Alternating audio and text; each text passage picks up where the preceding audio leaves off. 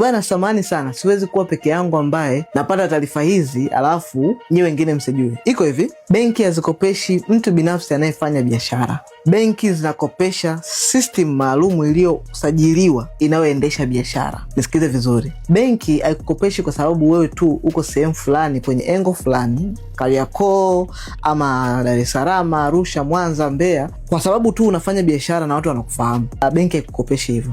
System ya benki inakopesha muundo maalum uliosajiliwa unaoendesha biashara, ambao unaweza kutoa taarifa kamili na rasmi juu ya biashara yako, na muundo huo unamaanisha ni kampuni. Benki zinakopesha makampuni yanayofanya biashara. Benki hazikopeshi mtu mmoja binafsi anayefanya biashara. So ukitaka kufanya biashara yako vizuri na unahitaji kupata mkopo benki, jambo la kwanza, hakikisha unasajili kampuni yako.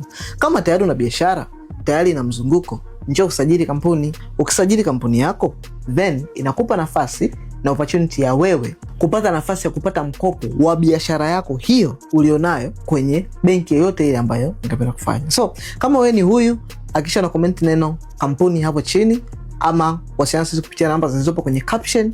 Tupigie simu, tutakusaidia kuweza kusajili kampuni yako moja kwa moja kwa haraka.